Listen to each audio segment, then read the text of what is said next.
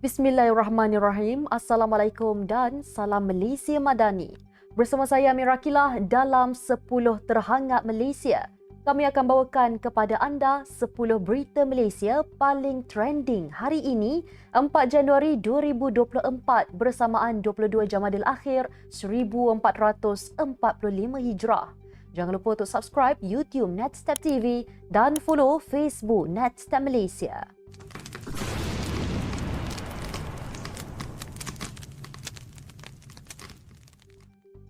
Tiga beradik antara 6 individu didakwa di Mahkamah Magistrate Selayang atas pertuduhan membunuh dan menanam mayat seorang pengawal keselamatan di Sungai Choh, Rawang bulan lalu. Bagi pertuduhan membunuh, dua beradik iaitu G. Ganong Segaran, 34 tahun dan adik perempuannya G. Malani, 33 tahun bersama tiga individu lain, S. Devi, 30 tahun, P. Saravanan, 31 tahun serta P. K. Vikinesvaran, 20 tahun didakwa melakukan perbuatan itu. Mengikut pertuduhan, mereka didakwa bersama membunuh lelaki S. Ashok, 20 tahun di sebuah rumah di Jalan Sungai Buaya, Sungai Choh antara 8 pagi hingga 3.30 petang 23 Disember lalu.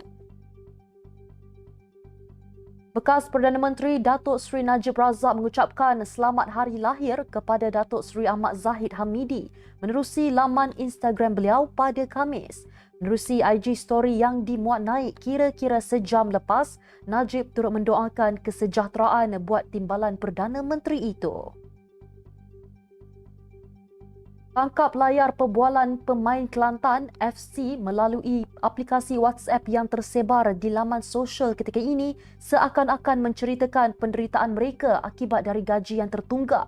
Malah ada dalam kalangan pemain-pemain pasukan dari Pantai Timur itu sanggup untuk menghisap gam kerana tekanan terlampau tinggi disebabkan pengurusan masih tidak menyelesaikan isu gaji tertunggak pemain pasukan itu. 5 nelayan melalui detik cemas sebelum diselamatkan apabila bot mereka karam akibat dilanggar sekumpulan jerung paus di perairan berhampiran Pulau Balar malam tadi. Pengarah Agensi Penguatkuasaan Maritim Malaysia, Negeri Kedah dan Perlis, Laksamana Pertama Maritim Romli Mustafa berkata, nelayan terbabit berusia di antara 23 hingga 58 tahun diselamatkan bot nelayan lain yang berada berhampiran. Beliau berkata komuniti maritim diingatkan supaya sentiasa membawa dan memakai jaket keselamatan ketika berada di laut. Selain digalakkan juga membawa personal locator beacon sebagai alat keselamatan. Pelakon veteran Jalil Hamid mencuri perhatian peminat selepas melakukan trend di TikTok bersama anak perempuannya Afiqah Jalil. Apa yang lebih menghiburkan hati netizen adalah gelagat bapa dan anak ini yang melakonkan semula adegan filem era 70-an. Menjengah ke ruangan komen, rata-rata netizen memberikan pelbagai reaksi mereka melihat lakonan semula versi filem era 70-an. Malah ramai yang meluahkan rasa rindu melihat pelakon veteran berusia 66 tahun ini kembali menghiasi kaca televisyen. Pemain import baru Johor Darul Takzim JDT Jalil Ilyas muncul sebagai pemain termahal dalam skuad Harimau Selatan bagi musim 2024-2025. Baru-baru ini JDT mengumumkan ketibaan Jalil menerusi pengumuman di laman media sosial rasmi pasukan dan beliau menjadi senjata baru pasukan di bahagian tengah. Menurut semakan di laman Transfer Market, Jalil ketika ini mempunyai nilai pasaran semasa sebesar 15 juta ringgit Malaysia. Pepengaruh pelakon dan penyanyi Rayyan Bakery, 28 tahun, kini bergelar ayah selepas isterinya Elia Ibrahim selamat melahirkan anak sulung seorang bayi lelaki hari ini. Rayyan atau nama sebenarnya Muhammad Rayyan Fahmi Bakery memanjatkan kesyukuran kepada semua yang mendoakan urusan itu dipermudahkan. Baru-baru ini, Rayyan pernah berkongsi sudah memilih nama untuk anaknya iaitu Rayyan Ezra.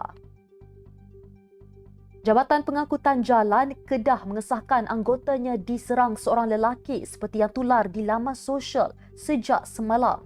Video berdurasi 1 minit 24 saat itu memaparkan sebuah lori rigid Luton model Nissan Vanette yang enggan berhenti sewaktu ditahan anggota JPJ terbabit untuk pemeriksaan. Kenderaan itu kemudian berhenti di Jalan Tasik Darul Aman Jitra dan kemudian seorang lelaki menyerang anggota JPJ yang bertugas sambil mengeluarkan kata-kata kesat selain provokasi. Polis masih giat mengesan seorang wanita yang disyaki terbabit dalam penipuan urusan catering membabitkan seorang pengantin wanita dalam kejadian pada 24 Disember lalu di Bandar Seri Jempol. Ketua Polis Daerah Jempol, Superintendent Hu Chan Hook berkata, usaha mendapatkan keterangan suami suspek juga tidak berhasil apabila dia dipercayai turut menghilangkan diri. 3 daerah di Johor mula membuka pusat pemindahan sementara PPS berikutan banjir yang menjejaskan beberapa kawasan di negeri itu. Setakat jam 1 petang tadi, terdapat 96 mangsa daripada 25 keluarga dilaporkan terjejas akibat banjir di Mersing, Kluang dan Johor Bahru. Setiausaha Kerajaan Negeri Johor, Tan Sri Dr. Azmi Rohani berkata, 2 PPS dibuka di Mersing manakala masing-masing 1 PPS dibuka di Kluang dan Johor Bahru.